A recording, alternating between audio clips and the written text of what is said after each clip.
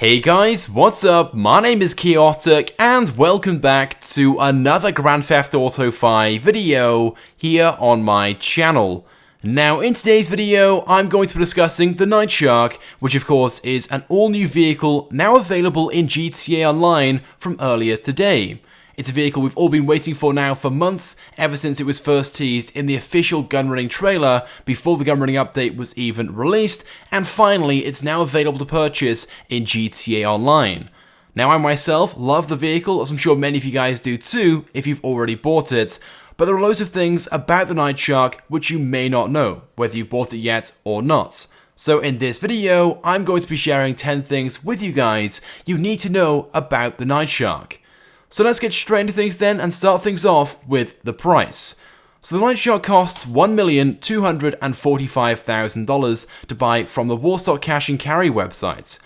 Now although in some ways it is similar to the standard Insurgent, which is a little cheaper to buy, the Nightshark is a weaponized SUV from stock, with two miniguns in the front bumper, which the driver can operate, which we'll talk about more a little later on. But obviously this is something which the Insurgent doesn't have. And interestingly enough, the Nightshark is the first vehicle available on the Warstock Cash and Carry website, which allows you to choose which colour you order it in. Usually of course you just buy a vehicle from the Warstock Cash and Carry website, it comes in a standard army colour, and it's from that point forward then, if it's customizable, you can change the colour.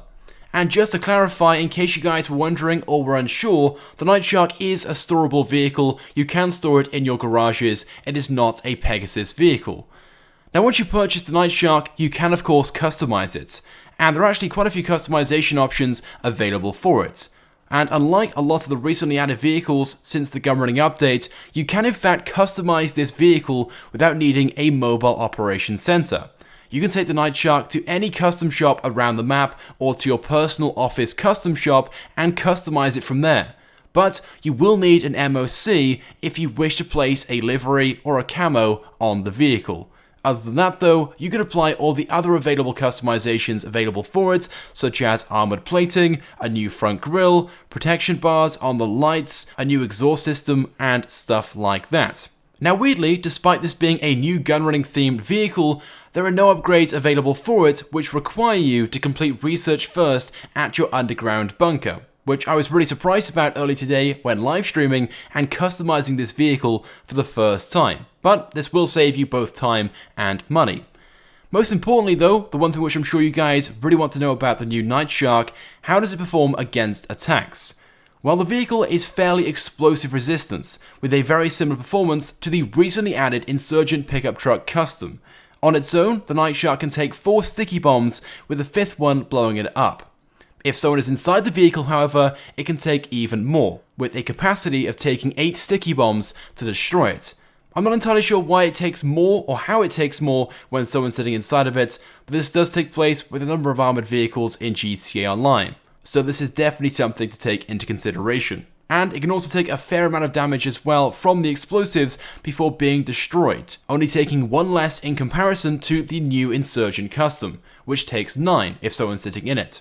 The Nightshark is also incredibly resistant against other vehicles too, such as the Oppressor, which of course fires rockets. It will take 25 rockets from the Oppressor before being destroyed. And the Oppressor, in case you guys didn't know, only holds 20, so the person who owns the Oppressor will have to go back to their MOC or their garage, restock, and go back out to destroy you if they were using that. Then as for the Rhino tank and vehicles like that, it can also take several shots. As for the vehicle's bulletproofness, the Nightshark actually offers a lot more protection than the Insurgent custom, at least from certain angles depending on what upgrades you have fitted.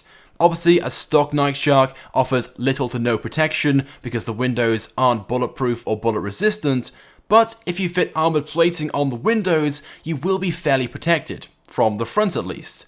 From the front, the plating works all the way around the window, making you fully protected if someone tries to shoot you and hits the plating.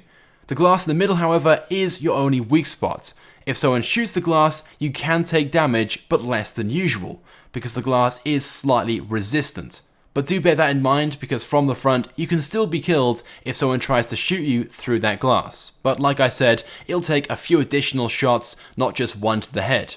Unfortunately, however, the armored plating which you can fit to the side and the back windows offers no protection whatsoever. The side plating and the rear plating is simply just there as a cosmetic feature, giving you the look of armor but doesn't actually offer any resistance. So avoid being shot from the sides or the back if possible, because a single shot through the plating or the windows will kill you instantly.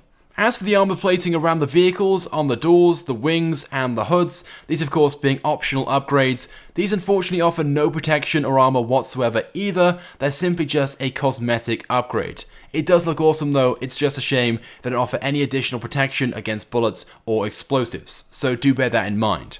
The Nightshark is also rather impressive in the terms of its performance. In a straight line at least, it's one of the fastest armored vehicles, despite it appearing to be a big, bulky SUV. And it's surprisingly quick as well, only being just behind the Armour Kuruma in a drag race. And when against the Insurgent Custom, it's much faster both off the line and in terms of its top speed. The vehicle's handling also isn't too bad for what you might expect, and because it's bulky, it's also pretty good when it comes to ramming vehicles out of the way on the road. Sure, it's not quite as good as the Phantom Wedge, or more importantly, the Insurgent pickup truck, but in fairness, the Nightshark isn't anywhere near as big. Now, as to the vehicle's capacity, it only has 4 seats. There's no way of opening the back doors and getting players in the back, and although it has side rails on the roof, where usually, with some vehicles, players can stand on the side and hold on to, with the Nightshark, players cannot do this. They cannot stand on the side and hold onto the rails on the roof, which is a little disappointing, but then again, it doesn't really matter. The main disappointment though with this vehicle in my opinion are the miniguns in the front bumper. Although there's 2, these are fixed, which means you can only shoot wherever the front of this vehicle is facing. And unfortunately, they aren't very powerful either. In fact, if you wanted to blow up a vehicle in front of you with them, it will take a while. A lot longer than maybe getting out of your vehicle and just shooting it with any one of your regular weapons. So I guess they're only useful for popping tires or killing random players directly in front of the vehicle, but apart from that, they're pretty much useless. The turrets though are driver operated, which I guess is positive, but they are the easiest to operate when you're driving around at speed, and if you're under attack, it's almost a waste of time to rely on them, and it's not like you can disable them and use your own weapons because you're limited to just using the turrets on the fronts. So you might as well just get out if you're under attack and just use a regular weapon. Now apart from the turret though, the Nightshark truly is a really good vehicle to own. It's fast, it offers some good armor protection, and it can take up to 8 sticky bombs when driving around to be destroyed. There aren't many vehicles in the game better than it in the same category, and it's not too expensive either, only costing around about $1.5 million or so to buy and fully customize it. Personally, I'd recommend owning it if you have the money to do so, and do bear in mind, like I said, you don't need an underground bunker or a mobile operation center to buy and customize this vehicle, like you might with most of the other vehicles from the gun running update. So those are all the things then you guys need to know about the Nightshark in GTA Online. Just before this video ends though, I thought I'd include a mention about all the other opportunities in GTA Online over the next few days in the current special event, which of course started earlier today. So first of all, there is a 25% discount off the MOC trucks and all the customizations on the MOC. There's also a 25% discount off the Wagner supercar, which was only released a few weeks ago, and there's also 25% off upgradable weapon magazines such as the Tracer magazines, Armored Piercing magazines, and so on. There's also a new adversary mode also available in GTA Online from today, named Overtime Shootout, which at first sounds pretty interesting, but trust me, it's very disappointing. It's basically just a new version of Overtime Rumble, but instead of having 2 teams which all play and start at the same time to land on numbered targets, with Overtime Shootout, you take it in turns to try and land on the numbers instead.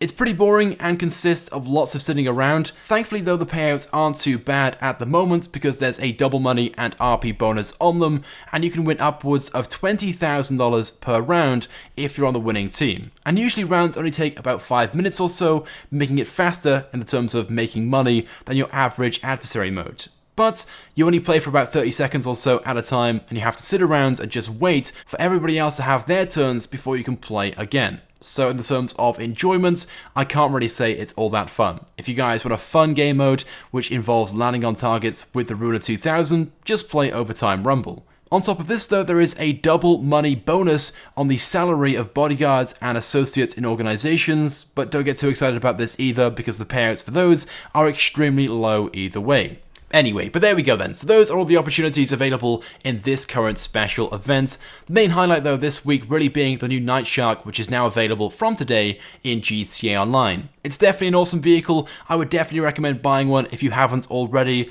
but I want to get your thoughts and feelings on the vehicle. What do you guys think about the new Nightshark? So go ahead and leave a comment on this video. It would also be greatly appreciated if you guys haven't already to drop a like on this video, as it helps me out a lot, and if you haven't subscribed to my channel then please do, because I upload all the latest and the greatest Grand Theft Auto 5 content. So as always guys, thank you very much for watching, and I will see you guys next time.